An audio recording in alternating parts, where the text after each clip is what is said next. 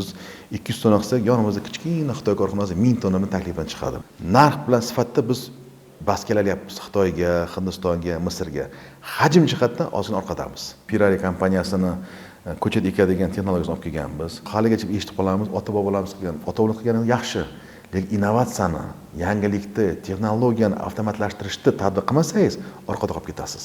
Odamzod o'zi 5 filtr ichadigan suvga pomidor yetishish uchun filtr qo'ydirdi bizga. Dehqonlar endi o'rganib qo'ygan ko'pchiligi yangilikka intilishni xohlamaydi. Hali ham o'sha eski tizimda bo'yicha ishlab boradi, eski urug'lardan foydalanadi va topgan himoya vositasidan foydalanadi. Shuni yerlarimiz bor ekan, dori solish ehtiyoji yo'q yerlarimiz bor ekan, dori to'yib ketgan dori. Hech kim analiz qilmagan. Bir oycha bo'lib qoldi, bizga Bolgariyadan investorlar keldi. Keldi, ular aytdi, bizda dedi Bolg'or qalamini 5 kilodan olamiz dedi. 5 kilodan, ya'ni 3 baravar yuqori tejamkor. Biz aytdik, bo'lishi mumkin emas dedik. Bizda ulardan urug' oldik biz.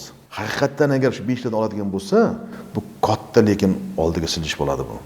Juda katta siljish bo'ladi. Foyda 3 barobar oshadi degan. 3 barobar oshadi foyda. Farmonlar chiqdi, aytilyapti, tomcha sug'or joriy qilish bo'yicha juda ko'p subsidiyalar berilyapti, yengillik beriladi, lekin ko'pchilik qilmadi. Men dedi, quloq boshdaman dedi, suvim ko'pman dedi. Shular ham bil suvsiz qolib ketdi. 8 ta suvchimiz bor.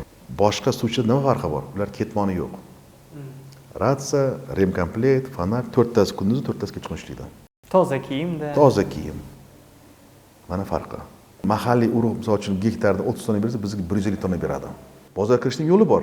Ko'z bilan ko'rib qaror qabul qilaman va ong bilan ko'rib ong bilan qaror qabul qilaman. Ko'z bilan ko'rib degani, ya'ni bozorda bor narsani qilaman degani bu.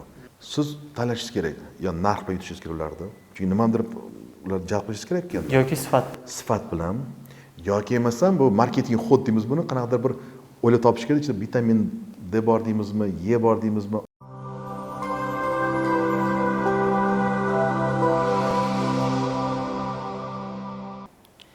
Assalomu alaykum. Bugun bizda eksklyuziv suhbat. Endi yerga ekin ekib, bu yog'i tavakkalda deb o'tiradigan davrlar allaqachon ortda qolgan. Bugun yerdan yaxshi hosil olish nafaqat mehnat, balki bu ilm degani. Bugungi suhbatdoshimiz agrar sohaga mana shunday ilm asosida yondashib, yuqori daromad topayotgan va muvaffaqiyatga erishayotgan tadbirkor Tina Agro Invest rahbari Abdullajonov Alisher aka. Alisher aka, men suhbatdan oldin sizni korxonangizda haqida ma'lumot to'plash, korxonangizni o'rganish jarayonida bundan oldin tayyorlangan o'sha video materiallar, chiqqan ma'lumotlarda e'tibor berdimda. Ko'p joyda birinchi degan so'z ko'p ishlatilganda, birinchi bo'lib o'sha texnologiya yordamida yerga ekin ekish yo bo'lmasa shu hududda birinchi bo'lib shishali issiqxona barpo qilish haqida-da. O'zi bugun nafaqat O'zbekiston, jahon miqyosida agrar sohada birinchi bo'lish uchun nimalarga e'tibor berish kerak tadbirkorlar va dehqonlar? Biz bu sohani boshlaganimizda biz faqatgina ishlab chiqarishga e'tibor bergandik. Ya'ni ishlab chiqarish texnologiyasini qo'ydik, bozorni yaratdik o'zimiz uchun jahon bozorini, lekin biz bitta muammoga to'qnashdik. Bu xomashyo bazasini shakllantirish muammosiga duch keldik biz. Biz 2 yil juda qiynalib, uni Vodiydan, Yangiyo'ldan tashib, qayta ishlab eksport qildik. Keyin biz tushundik, o'zimiz yaratishimiz kerak ekan xomashyo bazasini shakllantirishdan. Shunda biz yer olib, yerda biz birinchilardan meva sabzavot uchun tomcha sug'orish joriy qildik. Keyin biz tadbirkor bo'lganimiz uchun biz har doim innovatsiya tarafdorimiz, ya'ni yangilik tarafdorimiz. Ko'rgazmalarga bordik, ularda o'rgandik, qani qishloq xo'jaligida boshqa davlatlarda qanday amaliyot qo'llanyapti. Va shuni ko'rdikki, buni qishloq xo'jaligining ham ancha bir sohasini texnologik amaliyot o'tsak bo'lar ekan, avtomatlashtirish amaliyot o'tsak bo'lar ekan. Bu ekishni, yig'ishtirib olishni, sug'orish tizimini, kultivatsiya tizimi hammasini maksimal darajada inson faktorini undan ajratsak bo'lar ekan. Bu birinchi navbatda tanlar ta'sir qiladi. Shuning uchun biz Italiyadan birinchilardan O'zbekistonda Pirari kompaniyasini ko'chat ekadigan texnologiyasini olib kelganmiz. Biz uni agar taqqoslab aytadigan misolga aytadigan bo'lsam, 1 gektarda biz 100 ta odam bilan 5 gektar ekadigan bo'lsak bir kunda, u 6 odam bilan bir kun 5 gektar ekamiz bemalol. O'sha avtomat orqali va tezroq bo'ladi. Bu o'z tan narxiga ta'sir qiladi. Va ikkita liniya bilan 10 gektar biz bir kunda ekish imkoniyatiga ega bo'lganmiz. Ekin terish masalasi bo'yicha borgan sari hozirgi kunda ish kuchi endi arzon emas. Terish jarayoni keyin ob-havo ham kuz payti to'g'ri keladi. Bunda ham biz hozircha pol avtomat olib kelganmiz. Biz Note 18, bu yil xudo xolasa biz Italiyadan kombayn olib kelmoqchimiz. Bu qaysi mahsulotlarni terishga mo'ljallangan? Biz ikki xil mahsulot mo'ljallayapmiz. Buni pomidor bilan bolg'or qalampiriga. Avtomatlashtirilgan terish bo'ladi. 100% avtomatlashtirilgan terim kombayn olib kelmoqchimiz. Texnika orqali terish sifatiga ta'sir qilmaydimi? Qaysidir mana ta'sir qiladi. Siz aytgan gapingiz jon bor. Sababi mana svejiy eksport qiladigan bo'lsangiz, uni qo'l terganingiz ma'qul. Bizga qayta ishlash bo'lgandan keyin biz baribir uni maydalab, to'rab, ichidan olib tashlab, uni qayta ishlab olamiz. Shuning uchun bizga katta ahamiyat qildirib, bizga kuniga hajm kerak. Nima uchun bizda hozirgacha kunduzda biz unga e'tibor beryapmiz? Mavsum qisqa. Bir 100 kun ichida biz ishlab chiqarishimiz qolishimiz kerak. Ya'ni o'sha 1 yillik hajmga olishimiz kerak. Shunda biz maksimal ravishda uskunamizni 100% qo'yib ishlashimiz kerak. Zamonaviy texnologiyalarni ko'p olib kiryapsiz-da. Jarayonlarda foydalanyapsiz. Ishchilar soni sizda kamayyaptimi yoki yo'qmi? Doimiy ishchi soni kamaymaydi. Doimiy ishchi 100 tadan doimiy ishchi sonimiz bor bizni. Mavsumiy deganda biz endi jalb qilamiz 600 tadan 1000 tagacha bizda mavsum ishchilar jalb qilamiz. Chunki biz yildan yilga tajriba o'tkazyapmiz. Mana o'tgan yilda ham, bu yil ham biz o'zimiz yerda yoshlarga bo'lib berdik. Qovoq ekdik. Bizni qayta ishlangan oshqovoq bozorimiz bor, ya'ni Amerika Qo'shma Shtatlar bozori. Biz ularga ya'ni o'zimiz soxit qilib yerda bo'lib berdik. Ular urug'ini berib ekdi, biz ulardan sotib olamizda, qayta ishlab eksport qilamiz. Bu bizni qanaqadir tomonimizni ko'tarib turibdi hozir, yengil tomonni. Biz o'zimiz asosiy vnimaniyamizni bolg'or qalampir bilan pomidor qaratamizda, qolganlarini biz ochiq bo'lib berishga shu bizga tajriba juda qo'l kelyapti hozirgi kunda. Agrar sohaga kirib kelishingiz qanaqa bo'lgan? Nima uchun aynan agrar sohaga kirgansiz? Men o'zim endi moliya institutiga ketganman, xalqaro valyuta kredit munosabatlari bo'yicha. Biz bu sohani boshlatgan paytda O'zbekistonda konvertatsiya yo'q edi. Ya'ni yo'q edi konvertatsiya. Shundan valyuta qanchalik eksport qilsangiz, shunchalik siz tadbirkorligingiz rivojlanardi. Biz o'sha eksport nazarda tutib bu sohaga kirganmiz. Chunki O'zbekistonda nima eksport qilsa bo'ladi? Birinchi navbatda qishloq xo'jalik mahsuloti eksport qilsa bo'ladi. Uni qayta ishlab, nafaqat yaqin Sharqiy Yevropa, balki uzoq davlatlarga ham eksport qilsa bo'ladi. Mana biz o'zimiz amaliyotda ko'ryapmiz. Bu yil ham 2 yil bo'lib qoldi. Biz Amerika Qo'shma Shtatlariga, Germaniyaga, Belgiyaga, Fransiyaga eksport qilyapmiz. Qayta ishlangan bolg'or qalampirini, zukinini, qovoqni, luk-pare degan mahsulotdan boshqa hammasini qayta ishlab eksport qilib kelyapmiz. Ya'ni biz asosiy maqsadimiz valyuta bo'lgan bizda. Eksport sohasini yaratish bo'lgan. Keyin o'sha qishloq xo'jaligiga o'zimiz xomashyo bazasini yaratishga, kafolatlangan xomashyo bazasini yaratishga o'zimiz qo'l urdik. Endi bu siz aytganingiz konvertatsiya masalasi hozir oddiyda, misol uchun sharoit yaratib berildi bu yo'nalishda. Endi bu sizlarning tadbirkorligingizga ta'sir qildimi? Mahalliy xomashyoni, mahalliy mahsulotni eksport qilib valyuta olib kirish bu har doim bu davlat tomonidan qo'llab-quvvatlangan. Hozirgi kunda ham eksportga juda ko'p imtiyozlar berilgan. Bundan biz foydalanyapmiz. Tabiiyki bizga eksport qilish faoliyati biz uchun juda ma'qul hozirgacha kunduzda. Bugun mana misol uchun siz o'zingiz ekayotgan mahsulot qayta ishlashingizni hammasini qoplamaydi-da, yetkazib bera olmaysiz va dehqonlardan sotib olasiz, to'g'rimi? Mahsulotlarni qayta ishlab eksport qilish uchun. Men dehqonman, meni mahsulotim sifatli, siz sotib olasiz, qayta ishlaysiz va uni eksportga yo'naltirasiz. Dehqonga ham daromad, sizga ham foyda. Yana bir dehqon bor, uni mahsulotini siz olmaysiz. Mahsulot hajmi ko'p bo'lishi mumkin. Bugun mahsulotini sifatli bo'lishi uchun dehqonlar nimalarga e'tibor berish kerak va sizga o'xshagan tadbirkorlar bilan, eksportyor tadbirkorlar bilan hamkorlik qilishda bugun dehqonlar nima xatolarga yo'l qo'yyapti va uni qanday to'g'rilash mumkin? Ularni tanqid qilish ma'nosida emas, baribir. Tanqidiy ko'z bilan qaramasa to'g'rilab bo'lmaydi-da. To'g'ri.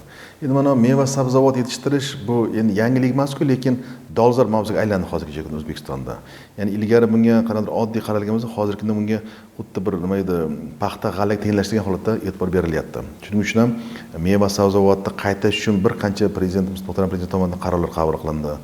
Bu o'z-o'zidan buni rivojlanishga olib kelyapti. Lekin boya aytganimdek 3 ta faktordan iborat. Prinsip bozor, ya'ni jahon bozori, texnologik proses va kafolatli xomashyo bazasini shakllantirish. Mana shu tomon hozirgi kunda O'zbekiston aslida muammosi bor. Nima uchun muammosi bor? Chunki dehqonlar endi o'rganib qo'ygan ko'pchiligi yangilikka intilishni xohlamaydi. Hali ham o'sha eski tizimda bo'yicha ishlab boradi, eski urug'lardan foydalanadi va topgan himoya vositasidan foydalanadi. Ya'ni o'sha kimyo vositasi topgandan foydalanadi. Ya'ni ular aynan shunga bu to'g'ri keladimi, yo'q, buni kelajakda qanaqa asoratlar kelib chiqib ular uncha u narsaga hali ahamiyat berishmaydi. Shuning uchun ham biz bu yil 4 ta mahallada tajriba asosida ish o'tkazdik. Bu Novobod, Cho'lobod, Samarqand va Beshkapa mahallalarida. Har biriga mahallaning boshiga biz ofis konteyner qo'ydik. Jalb qilgan bizning agronomimiz bor. O'zimiz ko'chat tarqatdik tekinga. aholiga. Karantin xodimlar hamkorligida Qaytarish sharti bilanmi unga ketgan mablag'ni? o'zi aslida qaytarish sharti bilan bo'lgan, lekin bizning maqsadimiz boshqacharoq bitta maqsadimiz. Uni tarqatishdan oldin o'rgatish, ko'niktirish. Uni biz nazorat qilib bordik, monitoring qilib bordik o'zimiz, qanday foydalanish kerak, qanaqa kimyo vosita foydalanish kerak, uni parvarishi qanday bo'lishi kerak. Natija biz kutgandan ham zo'r bo'ldi. U qachondan boshlandi u jarayon? Bu yildan biz qildik. Bu yil 1-yil bo'ldi. Bu yil boshidan martdan boshlab, apreldan boshlab 4 ta mahalliy konteyner qo'yib, ichiga plakatlar osib, agronomlar tushuntirib, ularga qanday ekish kerak, nima qilish kerak. Nima uchun aytganligim, biz gibrid urug'dan foydalanamiz. Ya'ni mahalliy urug', misol uchun gektarda 30 tonna bersa, bizga 150 tonna beradi. Faqat unga e'tibor qilish kerak va to'g'ri yondashish kerak unga. Shunda biz ular o'rgatdik, ular o'sha tushundi. Beda, Makka jo'xoridan ko'ra Bolg'or qalampeksa, ya'ni yuqori daromad olishi ko'zi yetdi ulardan, odamlarda.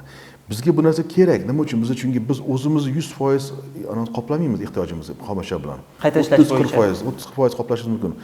Liniya 100% agar bo'lish uchun biz bir qancha yerlar ekilish kerak. Ya'ni yoshlar yer kooperatsiyasiga tashkil qilamiz, dehqon xo'jaligini tashkil qilamiz, tomorqalarni tashkil qilamiz. Hammasi birlashtirib, o'sha odamlar tushundi, ko'nikdi, bildi. Ya'ni bu narsani bozori bor. Ya'ni biz eksak biz qolib ketmaydi, chirib ketmaydi. Mahalliy bozor olgancha oladi, mahalliy bozor. Uni yo'q iloji yo'q, uni sun'iy ravishda to'sib qo'yishdi. Uni qaysidir vaqt keladiki, ko'paygandan keyin bizga olib keladi. Bizga topshiradi bizga uni. O'sha vaqtga yetib kelishimiz kerak biz.